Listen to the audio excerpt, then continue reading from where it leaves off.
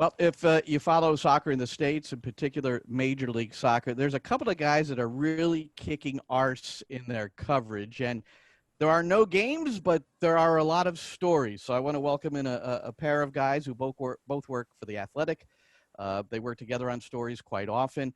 First, it's Paul Tenorio. He has written previously with the Washington Post, Orlando Sentinel, 442, ESPN, and also MLSsoccer.com. And then Sam Stejskal, who is formerly with MLSsoccer.com as well, 442 also, and the Chicago Tribune. And gentlemen, welcome.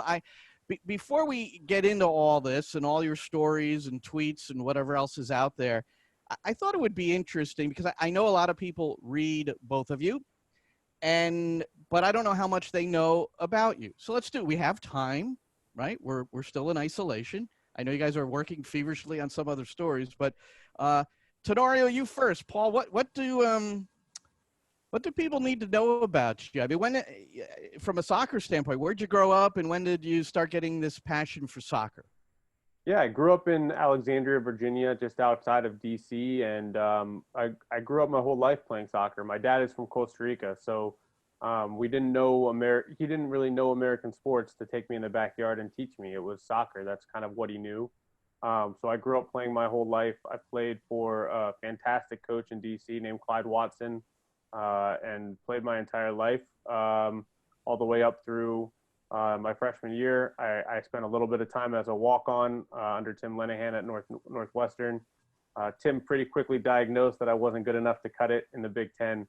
But he's a very honest guy. Yeah, he is. Yeah. He is. And that at that point I kind of pivoted to covering soccer and my other passion, which was sports journalism. So just been around the game my whole life, and now I'm lucky. I tell my friends all the time that I grew up playing with that a lot of them went on to play at different schools like St. John's and JMU and UVA and Maryland, and a lot of them are still coaching now, youth coaches, DOCs at different clubs. And I say, I'm just as lucky as they are. We get to wake up every day and still have soccer be our lives.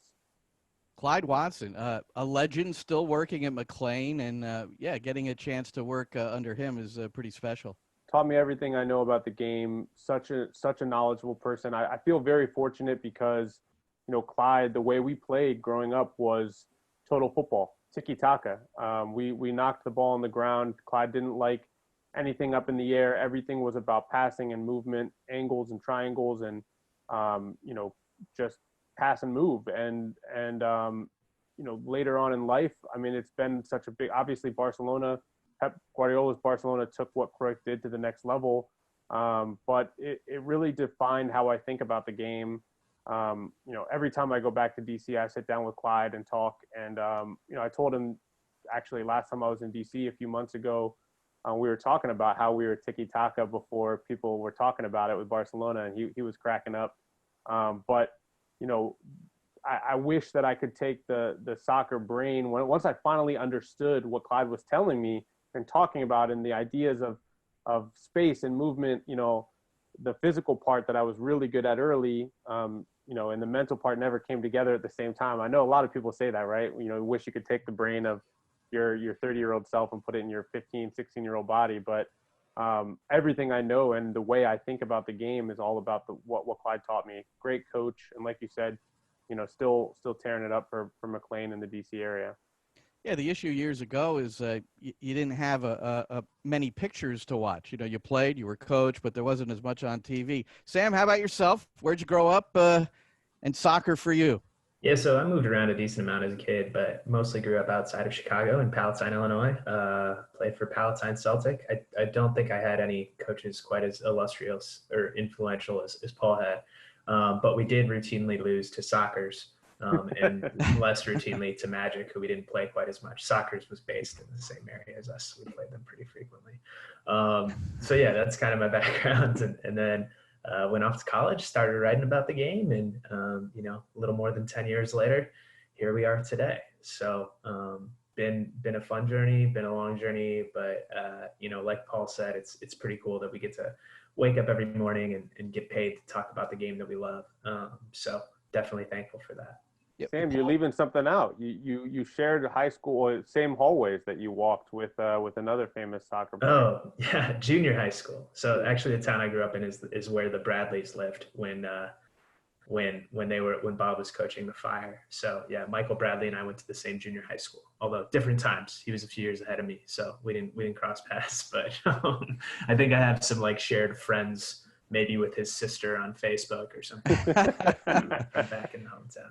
have you shared any middle school stories with Michael Bradley since you started No, covering a game? No. no. Oh I've never man. really talked to Michael outside of like a locker room setting, so no real time to do that. But Bob and I have talked about Palatine at length a couple of times. So.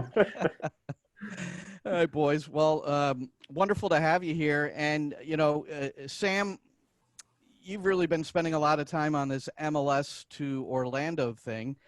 So the story is that June 1st, at the earliest, I don't know if that date is any longer in existence as a possibility, but that all 26 teams will congregate at some Disney World complex and all live in the same facility and train and then eventually compete at the ESPN Wide World of Sports, which is a beautiful facility, a lot of fields there.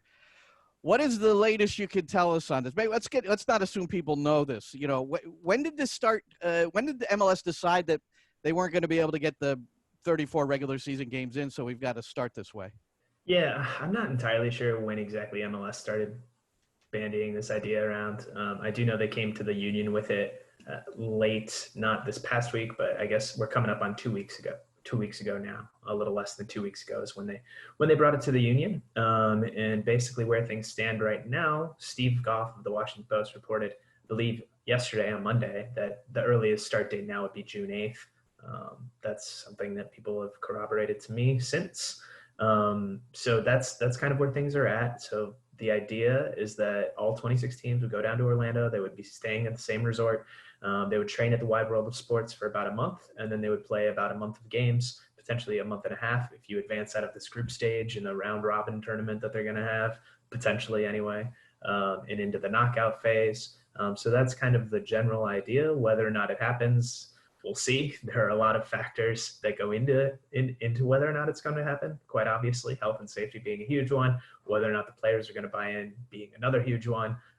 So there's a lot of moving parts, but that June 1st date's looking a little less likely now, which is not a surprise. I mean, that's less than 2 weeks away. So But the fact exactly that a surprise there. the fact that there's dates being bandied about, certainly contributes to its legitimacy. I thought, Paul, when I heard MLS extend the small group training moratorium to June 1st, it kind of correlated with this Orlando thing because they don't want to give any teams an advantage. There's still 7 teams that can't even train individually at their facilities, including a couple around my part here, Red Bull New York and New York City FC. Yeah, I think, one interesting side of this has been when you talk to people at the league, there is a real optimism that this is going to happen in Orlando. And I think there is a little bit of that, right, of not advancing to small group training ahead of what that initial Orlando date was. I have remained skeptical that this is going to happen. I think it's going to be very difficult to convince players to agree to leaving their families for a couple months during the middle of a pandemic, potentially leaving wives at home with kids alone and, taking on more risk while simultaneously taking on a pay cut, which I know we'll get to later. But, when you talk to people within the league, they believe it's going to happen. And the planning process is ongoing right now of the logistics that need to exist in order for every team to be down there safely as possible. And so, I've kind of started to change my tune a little bit and just believing that they're going to really, really try everything they can to make this happen. And I think, I think that's probably an indication that ESPN wants it to happen. Their partners want it to happen, and that they think they'd get a pretty good showcase on a national spotlight that maybe otherwise wouldn't be there for MLS. The first thing that struck me, guys, was the 8 to 10 weeks in isolation quarantine and no family members permitted.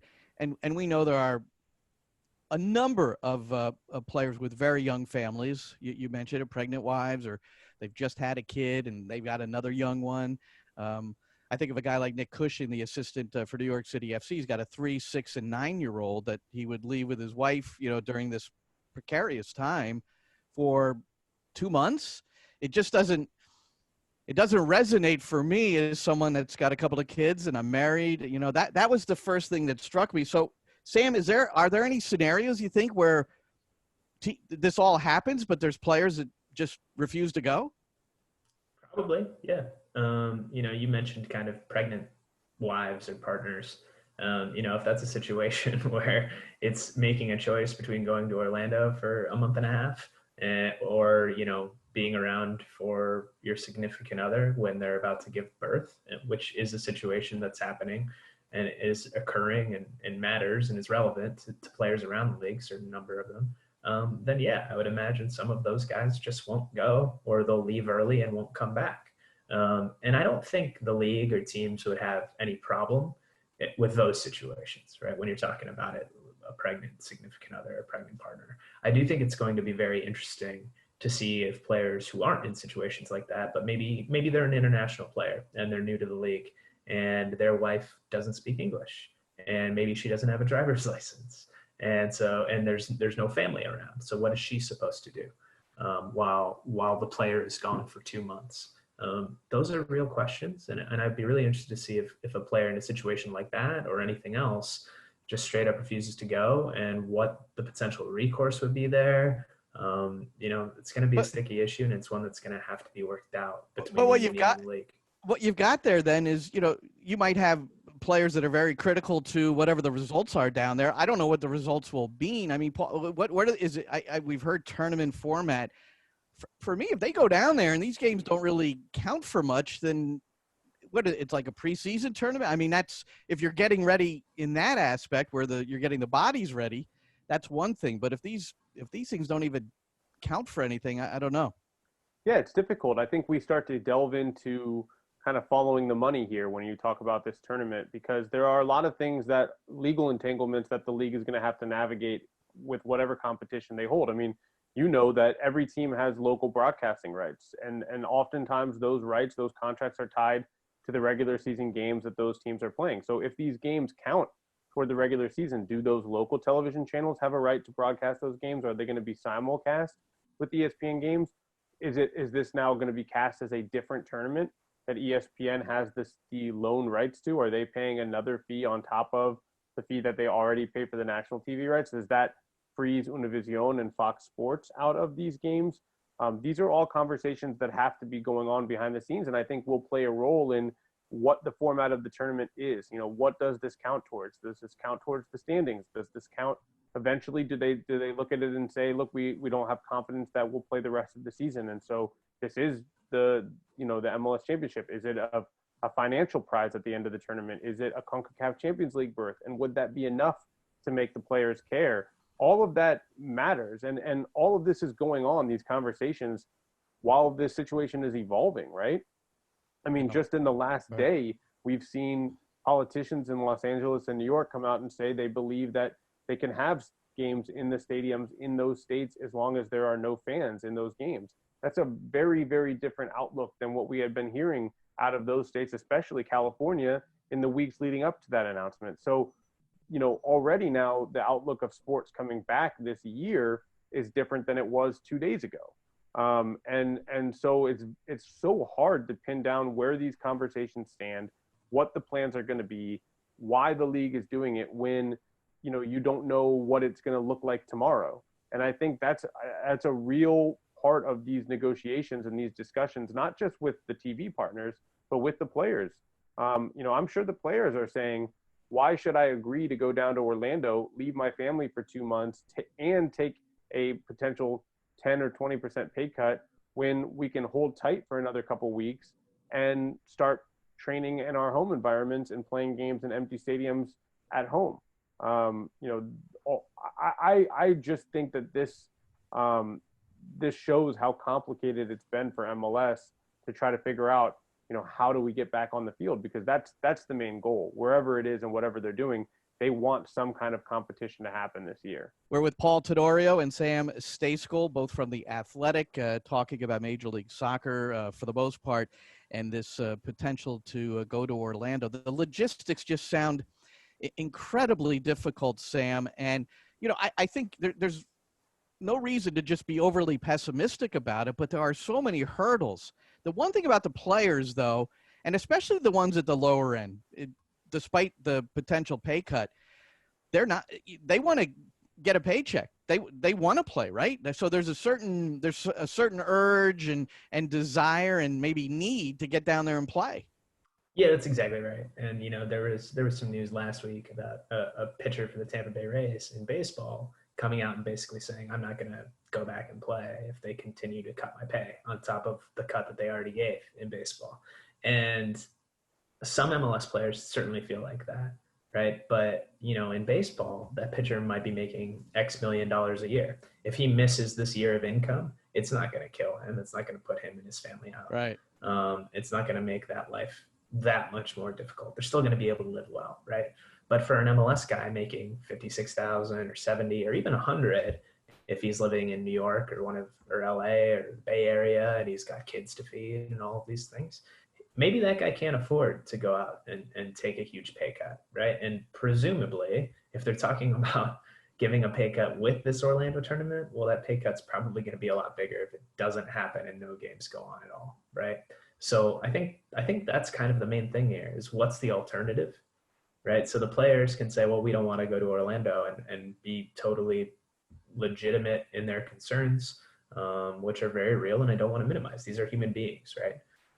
But at the same time, if the alternative is not really getting paid or taking a 50% cut or whatever it might be, then at the end of the day, they might end up going there. They might not end up going with a ton of enthusiasm, which I think would be a big problem for the league. And I think that's something that the players and the league are both cognizant of, but I think that they would end up going.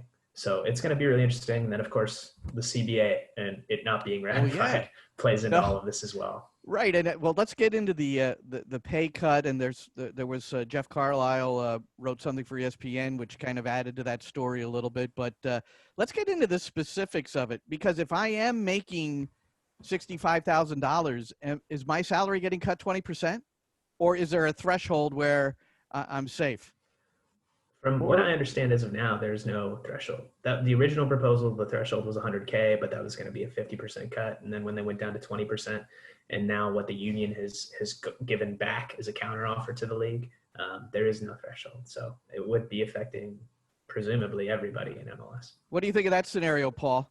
Yeah, I think it's difficult. I think the union's in a tough spot here too, because they recognize what you guys were just talking about, which is that for some players getting back on the field and getting those paychecks, ensuring that they're coming, as strong as they can come for the rest of the year is what's most critical. On the other side, you do have to consider the human side of things, the health of the players first and foremost, and of their families. And so they're in a tough spot, and you don't want to be giving away money and giving away things that you just earned in a CBA negotiation. I think at the end of that negotiation, Sam and I both felt like the union did a pretty good job. It was a much more fair CBA and than we had seen the last time around. And now, they're in a position where suddenly they're negotiating essentially in some ways that CBA again for a smaller window. As part of this counter proposal, potentially keeping the 2020 terms into 2021 to try to save the owners more money. That's taking money out of the pockets of the players for next year. So, there are all these situations. None of them are ideal. And I think what we have to recognize is that they're not going to be. This is such a unique scenario. There is no perfect. And ultimately, whatever we end up with, whether it's a tournament in Orlando, whether it's empty stadium games in different home markets that don't start until August, it's going to be an imperfect solution. It's going to be a league that looks very, very different than the growing, energetic league that we've seen of the last few years. And the question is, what can they do to try to keep that momentum that existed pushing forward? And I think to remain attractive to the television partners and advertising partners, to remain attractive to players around the world, that this is a place to come and play, to sell to the American public that don't watch MLS, that this is a better league than maybe people realize. All of those things are in the back of the minds of both the players and the league. And I think, whatever they settle on, the hope is that they can keep things rolling the way they appeared to be rolling before play stopped in March. Sam, you made some facial expressions during the course of Paul's delivery there. What were you reacting Well, my to? phone fell off of a chair next to me, so that was one of them and made a noise. So that was definitely one of the facial expressions. But no, some of the others, I mean, Paul was talking about kind of it's an imperfect solution and how do they maintain momentum. Well, they can't, right? Not all the way, right? It's going to be imperfect. And I think one of the big things with kind of, as I've been thinking about it over the last day and referencing Major League Baseball again and how they're talking about playing in their home stadiums and possibly starting on July 4th, I'm like, okay, well, if MLB is doing that, why isn't MLS, right? Why aren't they staying at home? And, you talk about momentum and you talk about TV partners. Well, just follow the money again, right? Who owns Wide World of Sports? Disney and ESPN. Who would be broadcasting, presumably, a lot of these games? Disney and ESPN. So there's definitely an element of MLS wanting to take care of its longest standing TV partner in Disney and ESPN ahead of the next round of TV negotiations, which will occur after the 2022 season. Those are going to be crucial for those TV negotiations, which are going to happen after the 2022 season and are really going to determine the long-term trajectory of MLS before the 2026 World Cup, which many people around the league kind of view as this massive inflection point for what MLS is going to be. So this is really important. And to get back to kind of what I was saying earlier, why not do it like MLB? Well, that's a big reason why. And then I imagine another big reason why it's probably a lot cheaper. If you're just talking about economies of scale, right? It's probably a lot cheaper to put everyone up in a hotel in Orlando for a couple of months and only do a round trip, charter trip for each team, just one round trip, and play all the games at one facility, than to have to open up all these different facilities and fly all over the place repeatedly and do all of these different things. So, ESPN and the money potentially coming in down the road and then saving money going out right now, probably two of the big reasons why. Is MLS footing the bill for this? Yeah, I mean, it's a single entity league. So, they can talk about the owners paying for the charter flights and all of that, but ultimately it's coming out of one pocket, and that's the MLS owners. The question I think would be is what is the deal that they're doing with Disney and with ESPN, right? Like, is the hotel stay free or discounted, right? How much are they paying for Wide World of Sports? Paul, I think you mentioned it earlier. Like, is there some sort of deal on top for ESPN to broadcast these games where ESPN's paying money, or maybe even MLS is paying money to ESPN? Who knows, right? Those are big questions that still need to be answered, and maybe Paul and I should go dig into those after this call. Paul Tenorio, Sam Stejskal, The Athletic. Paul, you have publicly brought up concerns about no spectators and how it'll look on TV for MLS. Why is that a concern of yours?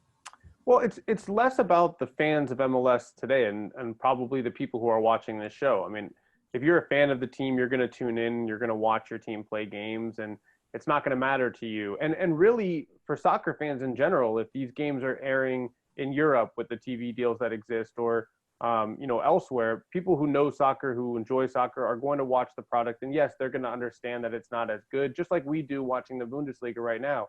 The quality isn't great. It's going to get better. These guys haven't played together in a while. But the problem that exists for Major League Soccer is there is a perception gap between where MLS actually is and where the public perceives it to be. And that is based on biases that were created a long time ago about this league.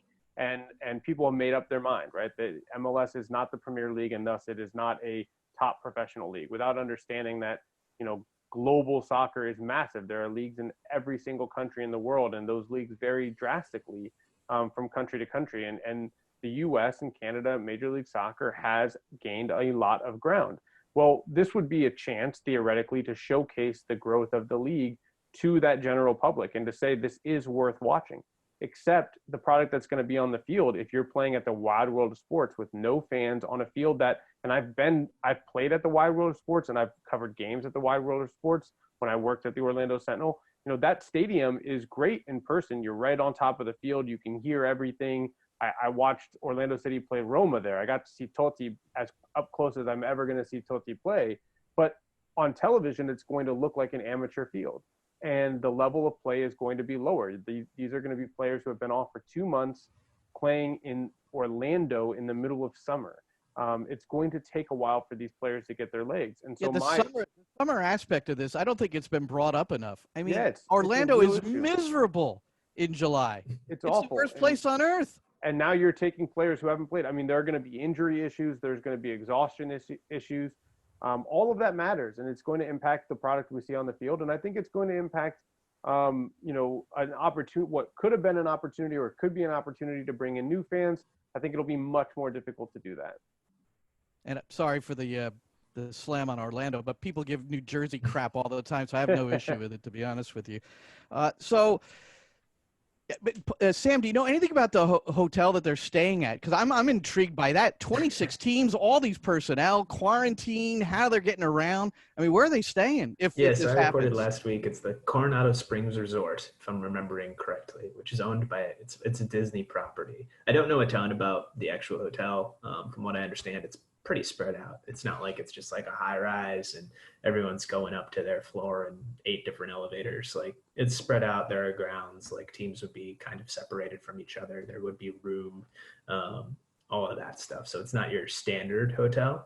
But yeah, I mean, that's a major concern for the players, to be honest, talking to a few of them last week and talking to some of their agents, that everyone's going to be staying at the same place. Right. And there's a worry, and I don't know enough about the science to know, or what the arrangements, I guess more accurately, I don't know enough about the arrangements at the hotel to know exactly what it would look like. But if you're sharing this space and you're sharing space to the wide world of sports, are you going to be able to disinfect every doorknob? Like, are you going to be able to disinfect every surface that people are touching and sharing? And if someone gets it and you're all in the same space, again, is this going to spread like wildfire, the virus? Who knows? I would be anxious about that if I was going down there. So, well, who is going down from the Athletic? Anybody going into this quarantine? Are you flipping a coin, or what's going on? I think the plan is for all of us to go down in a large, motorhome, cousin Eddie style, and just kind of park in the parking lot at Coronado Springs for 2 months, camp out, and see what happens. That's perfect. First time I went to Disney World, that's what we did, man. I went in a trailer and just hung out. So. Yeah, that's interesting stuff. The arrangements, the logistics, and keeping players apart from each other, and keeping coaches from leaving the premises to buy toothpaste. I mean, this is the Augsburg coach in the Bundesliga. That was a big story. He broke quarantine and then was suspended. So the moral of that story, I guess, is travel to Orlando with enough toothpaste. Or don't brush your teeth at all. You'd fit in with the locals, right, Paul? No, I'm kidding. Oh my goodness. I'm kidding. That was Sam. That was Sam. I'm making jokes because Orlando is, of course, Paul's hometown. It's very near and dear to his heart. Well, yeah. Well, sorry, Paul, but it is hot there, man. Right? I mean, in July. No, look, as I said, I put my time in. I spent 3.5 years in Orlando with the Sentinels, so I have rented the RV. I'm happy to put it on my credit card and pay for the damage that's done, so long as I'm not in the RV. So, we'll send Sam, we'll send Pablo, all the guys with no kids. They all get to go down. Whoever's single without kids, man, they're in. Send them. It's part of the. Always have to pick up the slack. Oh, you guys with kids always using it as an excuse to get out of work. I see how it is. Hey, back to the CBA for a moment, and.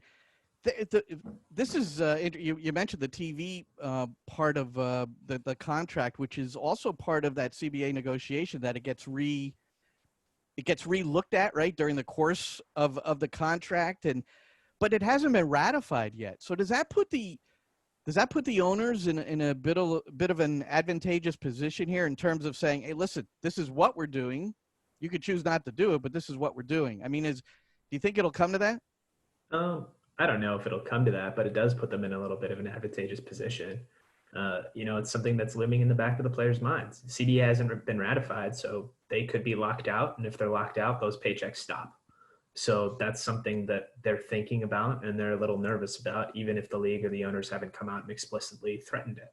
And I don't know how realistic of an option it is. It's a nuclear option, right? If we're being honest. If the league were to do that in the middle of a pandemic, and lock players out because they're concerned about their health and safety, or they're concerned about a pay cut and their health and safety, that wouldn't exactly win them many fans in the court of public opinion. So taking that step, I think, would be pretty extreme, and things would have to devolve to a pretty bad place for that to happen, I think. You agree, Paul? Yeah, I mean, you can recover. I think MLS owners, certainly with their financial heft, can recover from some of the losses they're going to take. I don't think that they could recover from essentially leveraging players' paychecks and their livelihoods over the safety of themselves and their families. It would be, I think, it would be a place that the league would struggle to come back from for years. So it looms over the discussions, but it's kind of this specter of death that I don't think will ever happen, just because the damage would be, I think, substantial for a league that, like we've talked about already, still needs to grow its fan base substantially in the next few years in order to truly maximize the next couple of TV deals. And negotiations were less contentious this year, at least from the outside looking in. Sam, there was, they got through this. There was a 1 week extension before the agreement was made, but it seemed like both sides gave in, and the owners were really listening to the players, maybe more so than ever.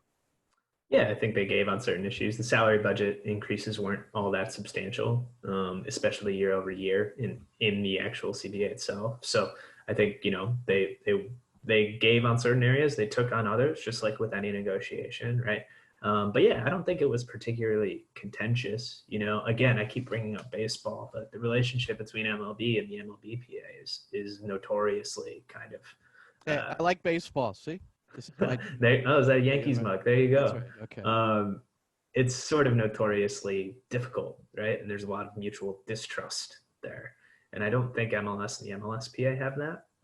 Whether you think that's a good or a bad thing, maybe depends a little bit on your perspective. But I think there is a higher level of trust there. And so it's going to be interesting to see how that goes. I think the union is kind of taking a firmer stance in some ways now than they have in past CBA negotiations even. So and Paul, back to what you said about MLS, and and it's an important time for them, and you're concerned about TV without in facilities that aren't up to snuff, and maybe the competition isn't as good. But won't it be like, the thing about Bundesliga? I mean, they had to. I don't know if the ratings have come out, but they had to have the largest U.S. viewing audience like ever, right, for that Dortmund Schalke match, I would think. And so, won't more people be?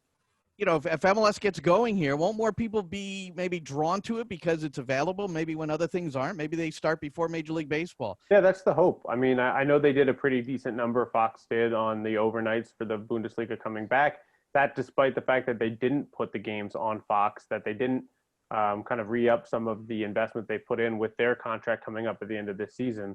Yeah, of course, you hope that. And I think a big boost would be if they are the first sports to come back, the gambling audience. Let's not discount that. I mean, that drives a lot of viewership numbers, and it drives a lot of money into sports, whether they like to acknowledge it or not. And typically they don't like to acknowledge it.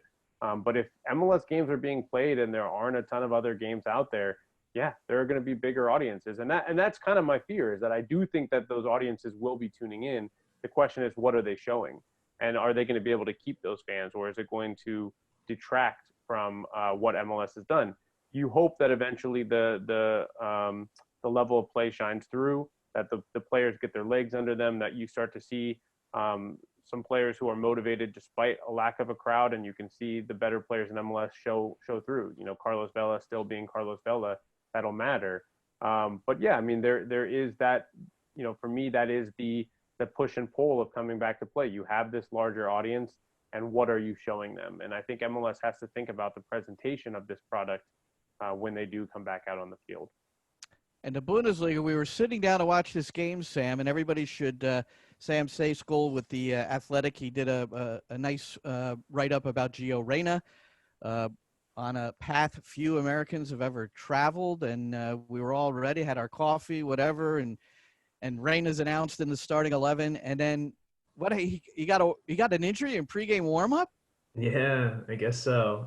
No, I mean, that's kind of, following American soccer in a nutshell right there, right? All the excitement, all the hype, all the hope, and then a pregame injury. right before like the most anticipated regular season game in recent memory in any league, right? Yeah, for That sure. everyone, because it was the first big one in the Bundesliga. It was the first kickoff slot, Dortmund versus Schalke. It's a huge rivalry. And, Yeah, it's the everyone's Ruhr ready. Derby. I mean, it was like, yeah, it Yeah, had everything. It had everything everyone's ready. except And then, except fans. There were no fans. yeah, and How then was that? it's, That was an odd shot, right? When you first tuned in and that shot from the corner and you saw the entire yeah. stadium, it was just empty. It was The really yellow wall wasn't so yellow, more just of a no, wall. no. But it's great they went over and celebrated by the wall. And Yeah. but why do you say Reyna is on a path few Americans have ever traveled? Is it because he's doing it at a Well, yeah. How younger many age at Americans 17? have played in the Champions League knockout round? Period. And then how many have done it at age 17? Right? Like, All right. it's pretty simple. It's nothing super insightful for anyone listening out there. But yeah, he's one of the biggest prospects in the entire world. And while there have been some Americans, Landon Donovan, Christian Pulisic, who maybe fell into that category at one point or another during their careers, Gio seems to have it. Right? He's not only playing in these games, but he's making contributions and he's running up there. And in this game, he was starting ahead of Jadon Sancho, right? Who another huge prospect who's a few years older than Gio Reyna is. So it's not like he's going into a team with a bunch of scrubs. There are some of the best players in the world on Dortmund, and he doesn't look out of place, not for a second. Going up against PSG and assisting on a Holland goal, scoring an incredible goal in the German Cup. He looks the part, and if he can stay healthy, I would expect him to certainly be a big contributor for the national team for years and years to come. Hey, one final thought, guys, and really appreciate you sharing here on a day where we're hopefully anticipating some soccer in the States soon, whether it's on the club level. We've got individual training. We got some small group training. Talk to John Harks, the Greenville Triumph, for training in 3s and 4s now in USL League One. So, there's, depending on where you are, some of this stuff is happening. But this MLS-led youth league, the MLS Elite Player Development Platform. So a lot's gone down on the youth side of things. And Sam, I think you were the first to provide some stark detail, or at least some introductory points about what MLS is trying to do with this league. But now it's starting to show itself. There are members. The letters went out, the invitations, lots of acceptances. I don't know if we're completely planted right now on the youth development side, but what do you think of this platform as far as? Yeah, I mean, it's going to be interesting. I think it looks a lot like the DA did in a lot of different ways. Obviously, there's going to be an MLS, not an MLS only tier, or division or league or whatever you want to call it, but an MLS primary league, it sounds like, where with some crossover with non-pro clubs.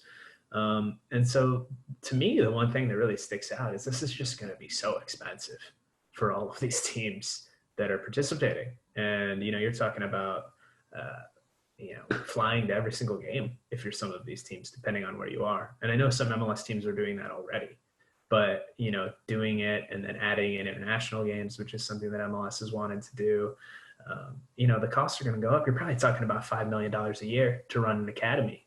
And that's what's the current cost? It depends. It depends on the team, right? Yeah. But I mean, and Paul, you can correct me if I'm wrong here, but it's probably closer to 2 to 3, I would say. Yeah, for most on teams. average, right around $2 million. Yeah. So, and some teams will probably stay in that range, but some teams will probably go up to like 5. And at a certain point, if you're spending that much money on an academy, you need to start selling players. Otherwise, these owners are going to be like, "What am I doing here? I'm just throwing money into a pit, and I'm never getting anything back out of it." Or at least, I might be getting 1,000 or 2,000 MLS minutes a year, but I need some return on that investment. So it's going to be really interesting to see kind of how that progresses in terms of MLS becoming more of a selling league.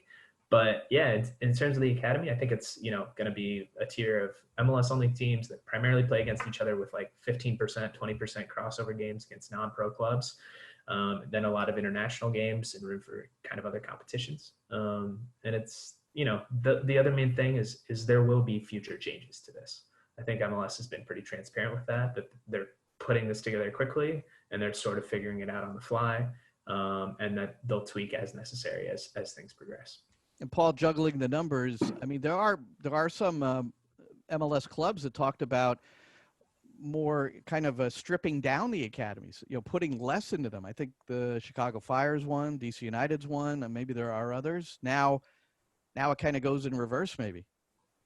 Yeah, it's interesting. I'm actually working on a story right now about what the youth scene is going to look like on both the boys and the girls side. And I think there is some aspects of this that are going backwards in order to go forward.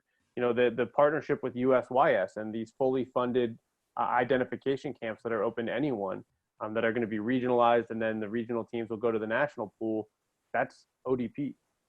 That's something that existed before, and this is kind of a revamped version of ODP, which had its strengths and it had its flaws. Anyone that grew up when the ODP was at its height, playing or coaching, that there were coaches that were installed in ODP camps for years and years and years, and they were, they are fully developed in those areas. They know the players, and the same players that get picked for a regional team one year are likely to get picked for the regional team the next year. And those are some of the problems that came up, in addition to additional costs that were associated with ODP that MLS is looking to solve by fully funding it, which I think is a huge step forward.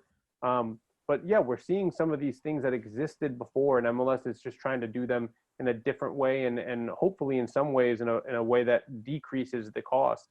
But I think it'll be really interesting to see, how they try to build in some flexibility. And that's what I'm hearing most out of my phone calls this week on this story, is all of the different leagues, MLS, ECNL, USYS, they're trying to build in more flexibility than has existed in the past.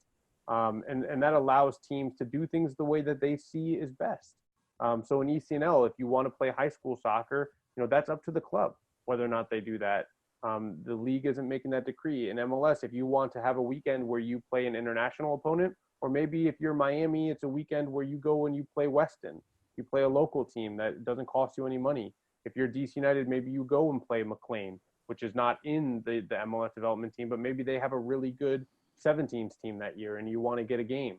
Those types of openings, I think, are different than what existed in the DA, and hopefully better. And I really hope, as somebody who's covered now youth soccer since I started at the Washington Post in 2007 and obviously grew up in it, I really hope that the big change is that we're not looking for players in just one league, from a U.S. soccer That's standpoint. huge. That's and huge. Yeah, Because all the youth national, I mean, the DA clubs were the only clubs essentially scouted previously. And I'm glad you brought that up, because one of the things that you read it and you hope it's true is that it has this inkling that the scouting network will be a bit more thorough, like within the state association. But I've talked to 2 state association presidents, and they have no idea. Are they going to get funding for that? But it does give you maybe the outlook that you'll be able to dig deep into the inner cities or wherever you need to go, the park, wherever you need to go, and maybe find some more players. Yeah, that's the hope. And I think that's what U.S. soccer needs to do. They're no longer administering the league. They're overseeing youth soccer in a different way. And those resources need to go into scouting, and they need to go into coaching education, from the bottom levels, the youth, the lowest rec levels, all the way through the higher levels. And, the hope has to be that they're looking everywhere. I used to get so frustrated when U.S. soccer releases would brag about 26 of 27 members at this camp are from DA academies. And I always thought that was a huge negative, not a positive. Look, the best players might have been there, but, what does it say that, we're getting the same players from the same clubs over and over and over again? So the hope is that things are going to be done better. Change doesn't necessarily mean it's going to be worse. There is a chance to do things better, and it's going to take time. It is a little bit of the Wild West right now in youth soccer, because the DA closing happened almost out of nowhere. And, Glenn, you first put it out there, and then, I was getting calls from my buddies who were DOCs, from people around youth soccer saying, they had no idea. No one knew. No idea. And even MLS clubs didn't know. That's right. And so, everyone is kind of just handling this as they go. And hopefully when things settle down and we get a couple years into it, we end up in a better place than we've been. Paul Tenorio, follow him at Paul Tenorio. He's with The Athletic. We know what he's working on. Sam, what do you got? What's going on with you right now? Yeah, so I'll have a story coming out, I think today, about why Germany has become such a popular destination for top U.S. youth players, or youth prospects, I should say, early in their careers. So Can you tease it a little bit without giving it away? So, I mean, I think there are a lot of factors there. But, we talked about Gio Reyna. There's Pulisic went over there. Tyler Adams is over there. Weston McKennie. A lot of guys who have yet to break through with their respective first teams, but are in the reserves or the academies. So I'm just kind of looking at why. And I spoke with Corey Gibbs and Steve Cherundolo, two guys who started over there in their pro careers. Corey Gibbs is an agent now for Weston McKennie, and Chris Richards, who's with Bayern Munich in their reserves, and Ernst Tanner, who is, of course, Philadelphia Union's sporting director, and a guy who is German and spent a lot of time working in the Bundesliga, and oddly enough, actually served as Bobby Wood's legal guardian for a time.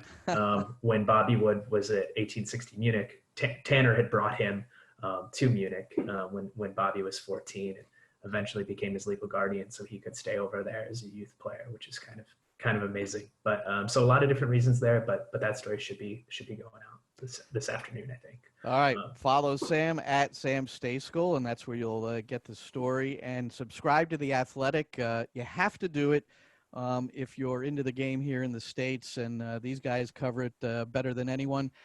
Guys, thanks for spending so much time with us and clarifying a few things that, this nebulous Orlando situation. I know it still is. We didn't solve it, but thanks so much for sharing today. Really appreciate it.